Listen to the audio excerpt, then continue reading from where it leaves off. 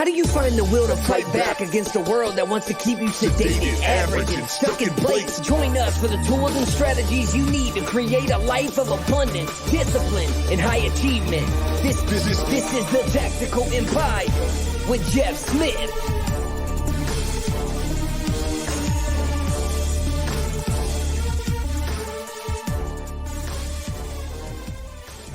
What's up, everyone? It is Shawn Rider from the Tactical Empire. I am riding solo again today, so I'm going to take advantage of this, and I'm going to very quickly go over the 10 lessons from the best worst year of my life. This is actually a shortened version of the presentation that I gave to the men of the inner circle at our meetup in early April of 2025 in Jacksonville, Florida.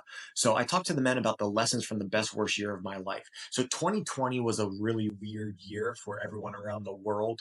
But for me, it was the best worst year of my life. And without going through the entire year, which I did for the men, all you really need to know is that 2020 started with my first brick and mortar gym business, absolutely crushing it.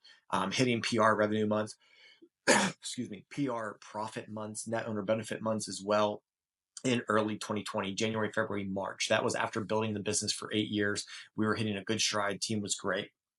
It ended throughout the year. COVID lockdown, 72 days. We lost 5 years worth of growth. We had to fire a team member for something that they did. And it ended with the year, with my mom passing away a week before Christmas of 2020. So this was the best worst year of my life. My son was born in the middle of 2020, so that was a big high. We sold our house for more than what we thought we could sell it for, and we built our dream home on a nice hill with mountain views.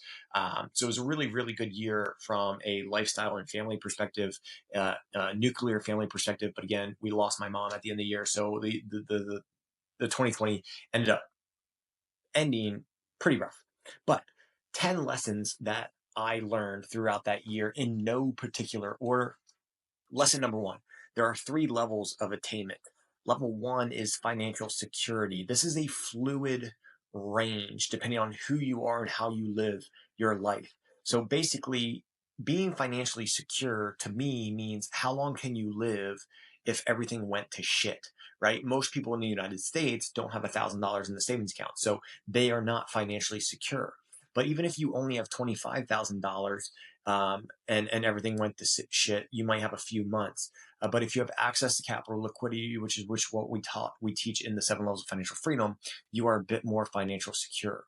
Then again, the easy answer is you build financial freedom. I don't like that term.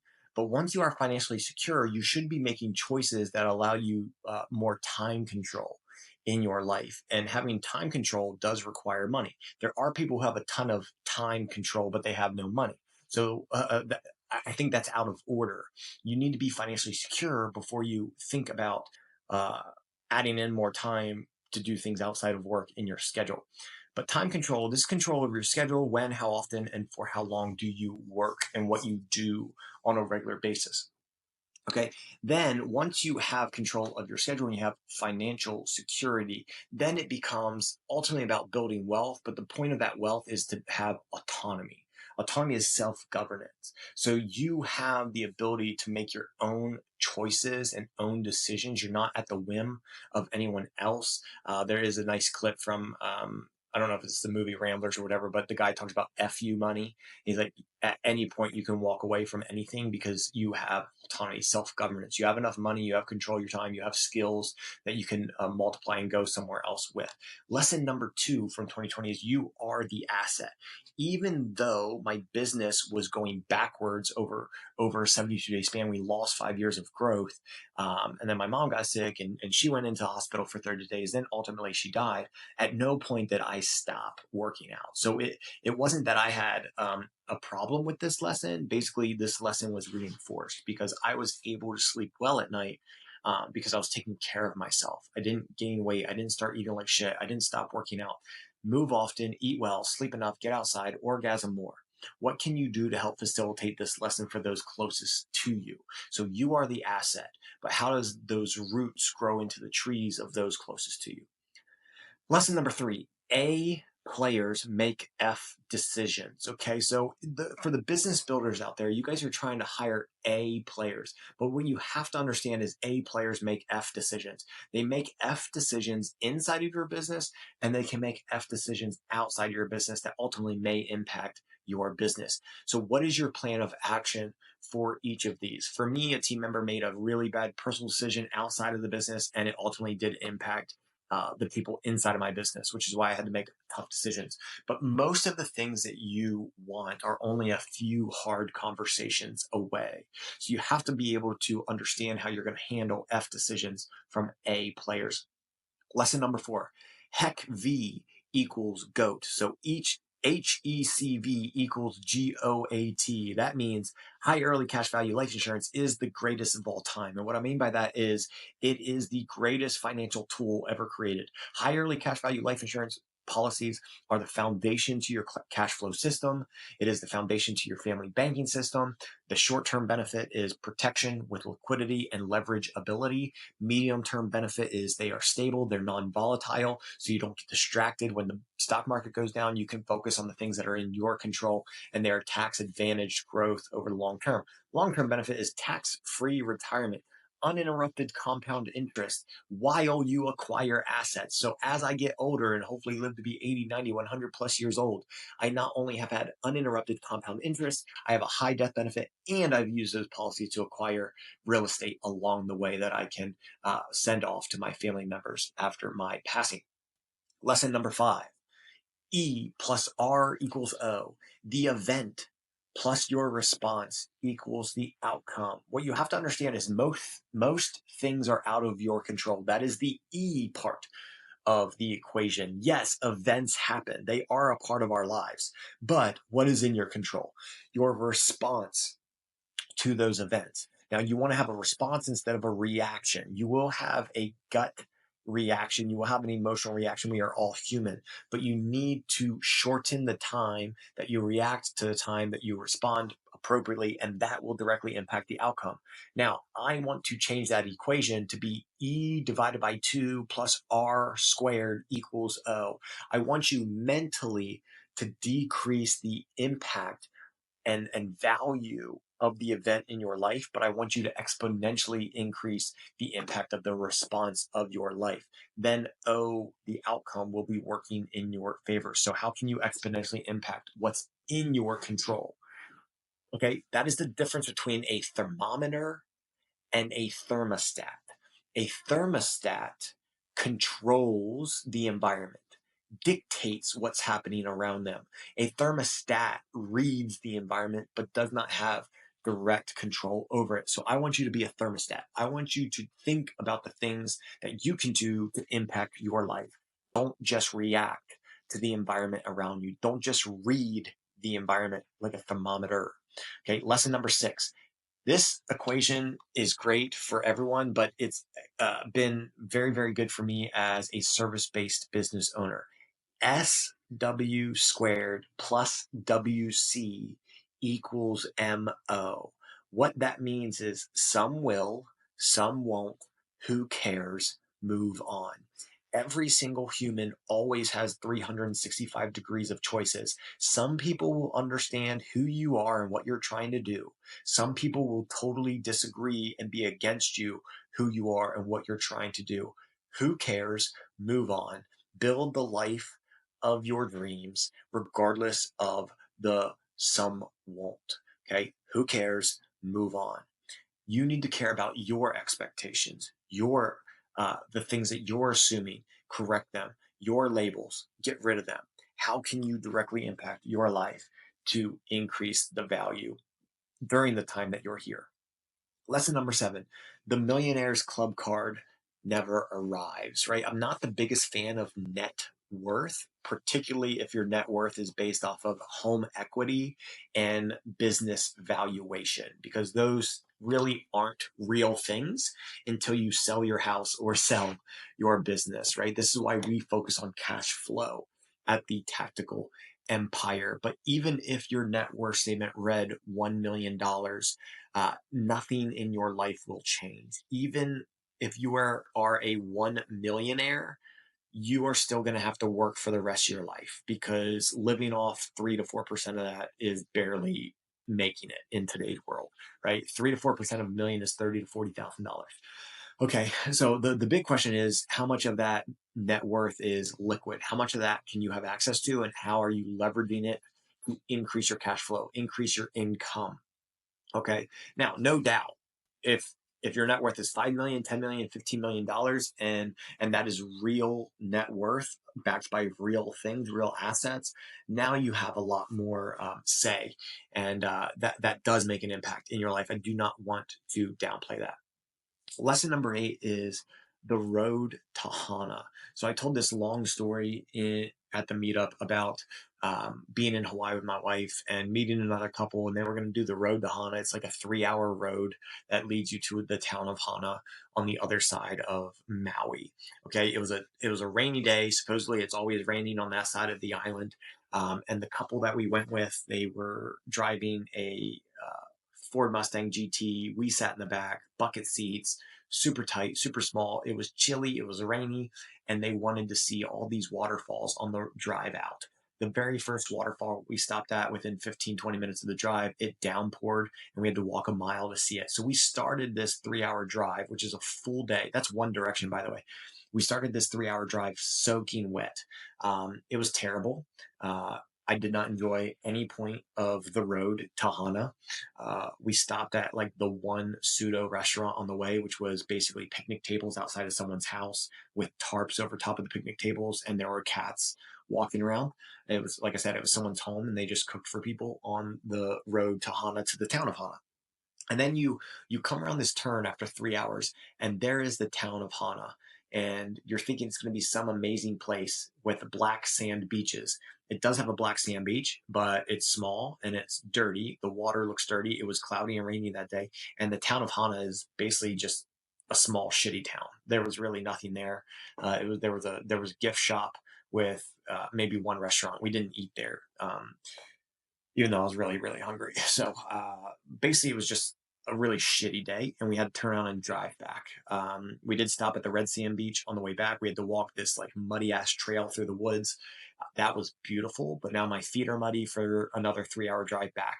That was a full day of basically driving, and I did not enjoy any point of it. But the metaphor there is that for those of you building the life that you want, building businesses, building your careers, building your families, what they say about kids is the days are long, but the years are short. And they say, enjoy the journey, right? And what I realize the older I get and the more I build businesses and enjoy time with my wife and kids is it's called the road to Hana for a reason. It is not called the town of Hana, right? The town of Hana is different than the road to Hana. I was anticipating that we would get to the town of Hana and it would be beautiful beaches and sunny and amazing restaurants and all this cool stuff. And there wasn't any of that. It was the exact opposite. But the point of it wasn't to get to the town of Hana. The point of it was to drive the road to Hana, see the waterfalls along the way, look at the landscape, the geography. You're driving on the side of cliffs and seeing the Pacific Ocean push waves into rocky cliffs, something that you may never see for the rest of your life. And I was miserable in the back of a Ford GT soaking wet in a bucket seat. I did not enjoy the road to Hana. And that's a metaphor for life, because people go through building businesses and they don't enjoy the process. They just focus on there will be stress, there will be hurdles, there will be obstacles, but you need to enjoy the road, because the town, the end of the journey, there's nothing after that. Lesson number 9, tearing it all to the ground, dot, dot, dot, dot, dot, can work, dot, dot, dot, dot, if, dot, dot, dot, dot, dot, you're prepared physically and mentally, and you've protected your family financially, and your personal circle supports you. I closed a brick and mortar business in 36 hours. It took a lot for me to get to that point. That is not what we wanted to do. We took 6 months trying alternative strategies. And then we got to a point where it just wasn't working. And so we closed the business and we essentially tore it to the ground. A lot of people were pissed off.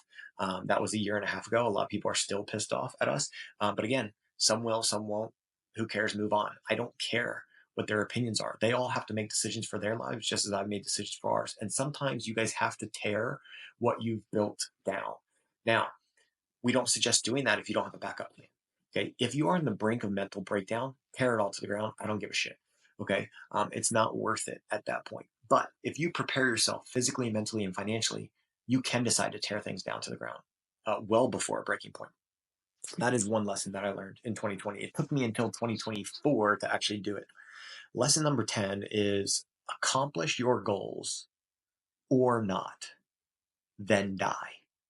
And the only thing I had written on this slide for the men was the number 74.8.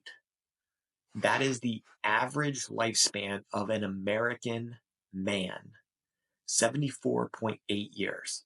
It is guaranteed 100% that we will die.